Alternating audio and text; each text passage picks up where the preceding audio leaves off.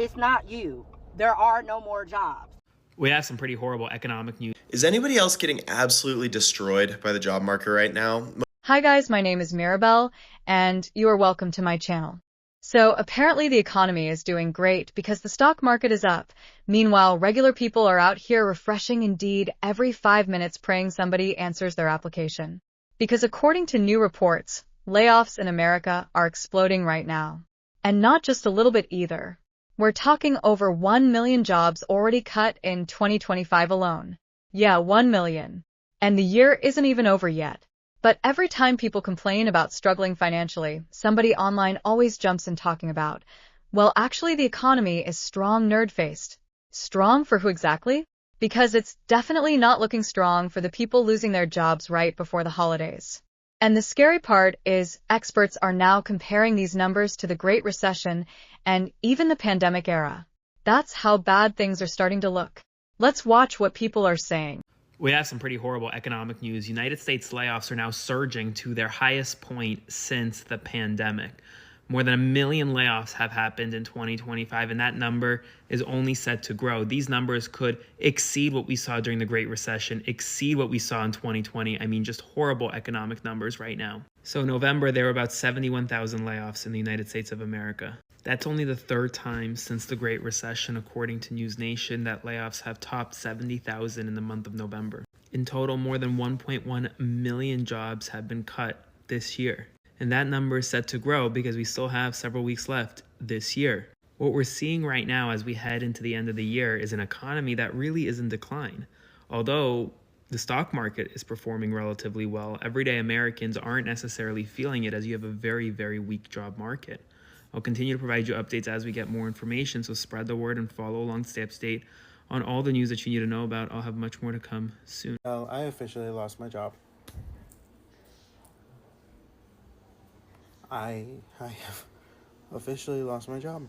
17,000 employees have been laid off immediately due to Spirit Airlines closing, shutting down. Skyrocketing fuel prices certainly did not help.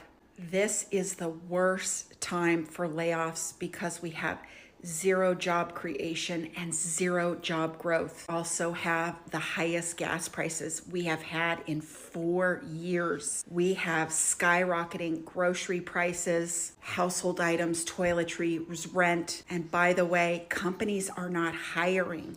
They're not hiring and people are not moving jobs. This is the worst time to be laid off. Sympathies go out to those today, Spirit Airlines, and it's just a bad time for layoffs, guys. Okay, so there was a leak that Meta is preparing to cut 20% of their workforce. That's 16,000 people. Do you understand how many people 16,000 people actually is? It's Sedona, Arizona. It's Breckenridge, Colorado. It's St. Augustine, Florida. It's the size of towns with high schools, Friday night football games, farmers markets, fire stations, coffee shops where the barista knows your order and your dog's name. That is not a layoff, okay? That's erasing an entire community population of people, and they call it a business decision. And this isn't just Meta, right? It's Southwest, it's Intel, it's Microsoft, it's Walmart, it's Verizon, it's Amazon, it's UPS, it's Citigroup, one after another, quarter after quarter, and we're supposed to keep absorbing this information like it's normal. It's not normal. And like, what do 16,000 people do when they get that mass email about losing their job? Well, they do what the rest of us have had to do all along. Update the resume, log back into job boards, start applying. And here's the problem. You have a 1% chance of landing a job from a cold application, okay? Not 10%, not 5%, 1%. That is scratch ticket odds. That's getting struck by lightning odds. That's, you actually have a better chance of getting bit by a shark in your lifetime odds, okay? The 9 to 5 isn't stable. That's a lie we've been told, okay? Corporate jobs are not stable. The thing that was supposed to be a safe bet that controlled our entire existence is the thing that's laying off towns full of people. And I think about this a lot lately, and I have so much to say. We have horrible economic news this morning as layoffs are surging in the United States of America. Some of the worst months for layoffs since 2009, the year after the Great Recession. Let's talk about it. According to Challenger, layoffs in January of this year in 2026 have reached their highest point to start a year since 2009. In January alone, U.S. employers announced 108,435 layoffs. That's up 118% from January of 2025. Remember, that month was 20 days under Biden, about 10 days, 11 days under Trump. That is 205% up from December 2025, the highest of any January since 2009. At the same time, companies announced just 5,306 new hires in the month of January, the lowest in any January since 2009. Some really bad economic news right now. Spread the word and follow along, stay up to date on all the news you need to know about. New data showed that this was the worst January for workers since 2009. AI is one of the reasons why companies announcing massive layoffs citing AI as a cause. It is not too late for the government to go big, distribute universal basic income to millions of Americans who are going to need it more than ever, particularly for those who right now are struggling to find work. All right, let's keep in line with this post that was talking about stores closing and layoffs. Unemployment news for the week ending May 8th came in higher than economists expected. During the week of May 9th, another 211,000 people for the week, brand new, applied for unemployment. Economists thought that would be 205,000. More stores, restaurants, and businesses are closing, filing business, and struggling, and that is adding to unemployment. If you were unaware, if you say just get a job, we have more people unemployed than we have jobs available. Layoffs are skyrocketing. There is almost no job creation, and people are worried about the economy, companies, so they are not hiring, they're not expanding, they're not growing. Hi, my name's Christina. If you found this post informative and you want to know more things about the economy, please like, comment, follow, and share for more. So this year, so far, Block laid off 40% of their employees, Snap 16%, Pinterest 15%, Coinbase 14%, Oracle 6%, Cisco 5%, LinkedIn 5%, and PayPal announced 20%, Cloudflare 20%, Meta 10%. So 2026 has been a pretty brutal year for the tech industry. So what's going on? As someone who works at one of the companies I mentioned earlier and survived the layoffs, companies saying that they're laying off purely because of AI is lying. I think a lot of people kind of already know this because there's like so many articles about it. But here's the thing, technically they don't say that they laid off people purely because of AI, but they put it in the spotlight in the media because that's the most justifiable answer. And it also makes investors happy. That's probably the biggest reason because, Wall Street rewards companies for being efficient. Layoffs make costs go down, margins up, and the stocks often react fairly positively. And the mass hiring from the 2020 to 2022 era is also kind of tied to this. Companies are still trying to reduce headcount from the pandemic overhiring era. Yeah, it's a surprisingly long-lasting effect that is still impacting the economy today. And once the mass layoffs kind of became norm, companies started using this opportunity to, cut bloated teams and positions. And they use all these different buzzwords to make it sound okay. I'm not saying that AI is not contributing to any of these layoffs. They're actually a pretty big contributor. I know a lot of companies that are genuinely, integrating AI into their companies and, making large structural changes to how the company operates as a whole. Obviously, saying that AI is everything is a lie. And whether you like it or not, this is the world we live in as a tech worker. Do you think it's still worth it? Enough people are asking why, and I'm saying this to you as a woman in STEM. Not that I have to qualify myself, but I was leading and the evaluator of our district's high school, middle school tech ed programs. And he believed was that tech was always for the improvement and the flourishing of human beings. Are you following? I need you then to ask yourself now, why would that not be the goal now? Why does it seem like tech's goal is to replace people? I'm just going to read a few companies that have laid off due to workforce-tied restructuring and AI investment shifts. As Cloudflare, Coinbase, Restworks, GitLab, General Motors named it. Meta, Amazon, Microsoft, Oracle said restructuring. So far in 2026, over 300,000 US layoffs, with tech being almost 100,000. I'm telling y'all, if you think layoffs are done, you are already behind what's coming. I'm going to say this real slow, because some people are still pretending that everything is fine. A shift is happening in the labor market, folks, and it's a real shift. And if you don't have the knowledge for it, it's still going to run you over. So I lost my job last year and all the hoopla, right? And every week I'm talking to somebody that either got laid off and lost their job, or they know somebody that lost their job. Whether it's government, tech, manufacturing, y'all see all the names, it doesn't really matter, right? It's everywhere. Now, some people keep saying it's AI, it's AI, it's AI. I'm like, nope, that's not it. AI is the excuse, but profit is the actual reason why so many layoffs are happening. These companies are not choosing between you and technology. They are choosing between you and their profit margins. And every time they're going to step over your unemployed body to make those shareholders happy. And be clear, the government is not stopping it. They're leading the charge because now the mentality is profits and politics over people. And I'm just wondering how much loss America can absorb before it's not sustainable. Because rent, mortgage, groceries, insurance, all of that shit is going to collide all at the same time. So if you've been laid off, I see you, okay? And if you haven't been laid off yet, be honest. Is it feeling like any day now it could happen to you? Told y'all, this is not random. This is exactly how the system is supposed to work to keep the rich rich. Now the question is, how long are we expected to just take it? And stagflation is now upon us because the rate of inflation has surpassed the rate of wage growth. What this means directly is that wages are now not developing at a rate that can keep up with the inflation. And if you don't know what stagflation specifically is, I made a couple of videos about this. So stagflation is when you have stagnant economic growth plus inflation, stagflation. And the inflation part, we all see prices are going up. And it's not really important why prices are going up, but they're going up. But I will say quickly, the prices are going up because of monopolies. Because one company owns so many other businesses, they bought their competition. So since we don't have competition in the market, prices are going up. But that's besides the point. The other side is the stagnant economic growth.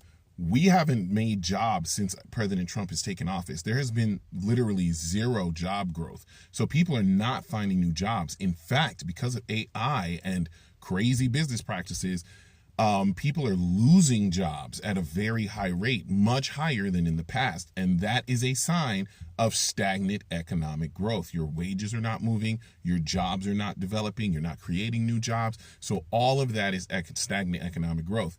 Stagflation is considered extremely rare. And it was avoidable in the United States had we stopped the monopolies from forming. We had a law, the Sherman Act, back in the 1700s that knew if companies have monopolies, it would be detrimental to the American consumer, but Congress allowed loopholes. The law allowed loopholes, lobbyists over here arguing for their companies and everything, loophole after loophole that allowed these conglomerates, these mergers, these big buyouts to just buy their competition. And now the inevitable has happened. We're in stagflation. The thing we tried to avoid, with the Sherman Act of not allowing monopolies is now here, and now we have stagflation. And it's rare because most countries would not allow this. They would have put laws in place to say, okay, businesses, you may have bought your competition, but now we're going to limit on you what you can actually charge people. They would have done something. Okay, businesses, you can't fire your people unless you have a reason for it. And that's the whole argument. It's that our government has allowed us to get to this point. Other countries have strict consumer laws, strict job protection laws, like you can't just be fired and whatnot. But not in the United States. They can just fire you without even telling you why. You can literally get an email in the United States saying you're fired, and that's that. So because we don't have real job protections, labor protections, and we don't have real consumer protections in the United States, stagflation has taken over. And there's no real way to get out of it. It's going to be a constant circle of, wages going lower, prices going higher, people not able to buy goods, companies raising prices because people aren't buying, and it's just going to keep going. Less people are going to be able to buy what they need, or they're going to go into major credit card debt. Credit card companies won't get paid, the whole nine. People are probably going to start trying to file for bankruptcy, and it's a vicious cycle, and the only way to fix it is to literally kill the economy. You have to raise the interest rate so high that nobody buys anything until finally the businesses bring their prices down. That is how you fix stagflation. You pretty much have to starve the businesses of money, which means the average person suffers because they won't be able to buy the things they need. This could have been avoided. Y'all have a good day. This is why so many people feel disconnected from these economic headlines. You'll turn on the news and hear, the market is booming. Stocks are doing amazing, while somebody else just got laid off from the same company whose stock is going up. Like, imagine losing your job and then seeing billionaires celebrate record profits on TV. That's the kind of stuff making people angry right now. And one thing people need to understand is that a strong stock market does not automatically mean regular people are doing okay. A lot of Americans don't even own enough stocks to benefit from all that. Their reality is rent, groceries, gas, childcare, student loans, and trying not to overdraft before payday. That's the real economy people are living in every single day. The report says November alone had around 71,000 layoffs, which is apparently one of the worst Novembers since the Great Recession. That is insane, especially during a time when companies spent the last few years bragging about. All right, we've got new layoffs for the U.S. economy. Cisco today announced they are laying off 4,000 people. What I want to tell you is these layoffs are not because of AI. Let me repeat myself. These layoffs are not because of AI. Many companies are not inflementing implementing AI. They are laying off because the economy is in decline. CPI inflation just hit 3.8%. PPI just hit 6%. Gas is 50% higher year over year. These are not due to layoffs. Most companies, their largest expense is labor. So cutting labor will give an immediate temporary boost to the bottom line. And after Cisco announced those layoffs today, sure enough, their stock price went up. However, I will tell you, number one, this is a short-term fix, a huge economic problem right now in the USA. Number two, it is horrible on the culture and the people who work in a company that experience mass layoffs. Have you ever worked at a company that had mass layoffs? The morale is very low, and most of the time, those people end up picking up the work. I want to just tell you, this is not because of AI.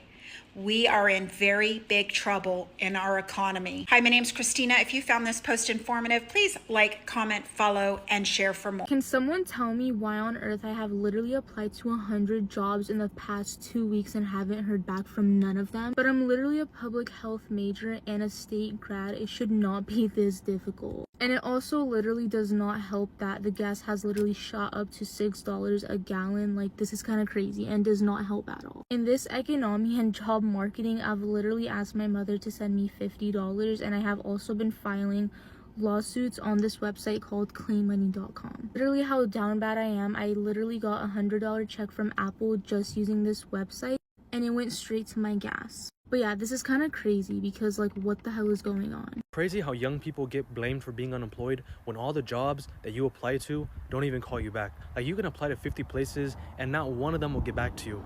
But the only thing that they send you is an automated email saying, haha, fuck you, you did not get the job. Haha, motherfucker. It's not you. There are no more jobs. And the few that there are, you're competing with 5 million other people, and they're requiring that you offer up your firstborn and already come with 45 years of experience.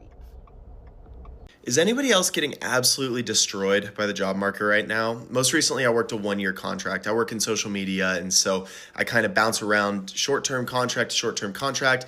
This most recent one was a 1-year contract, which was great, but when that contract ended, I knew I was going to have to look for new opportunities. So before the contract ended, I started a job search, looking for full-time opportunities, part-time contract, anything under the sun. Since the contract ended in October, I have put out 700 plus applications. And out of all those 700 plus applications, I've only gotten a handful of interviews. And one of those interview processes went all the way to the final round. And then, I was told by the recruiter that they were actually no longer pursuing anyone for that role. They were just going to cancel that role and kind of absorb the work themselves. And then 3 days after they told me that, they reposted the listing. So I would have rather just heard, hey, you're not the right fit. But am I the only one that can't get any job? I've even applied to stock shelves at Costco to no response. Like, I don't know what I'm doing wrong. I've got a good resume. I've got a ton of experience. I don't know what to do. My full-time job right now is literally just applying to jobs. That's what I do day in and day out for the majority of the day. So if there's any recruiters out there who have advice or any companies hiring anything, my experience is in social media, as you can tell from my social media channels. But at this point, I will literally do anything to have some sort of income. But this job market right now is insane. And I feel like I'm the only one. So if someone else is out there, please let me know, because I'm losing my mind. At the end of the day, numbers on a screen don't mean much if everyday people are struggling to survive.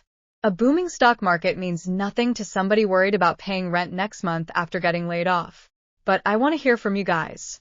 Do you think the economy is actually doing well? Or do you think regular people are being left behind while corporations keep winning? Don't forget to like, comment, subscribe, and share this video so more people can join the conversation. And as always, thank you guys for watching, and I'll see you in the next video. Fair use disclaimer. This video may contain commentary, criticism, and transformative discussion of publicly available clips and topics for educational and entertainment purposes under fair use principles.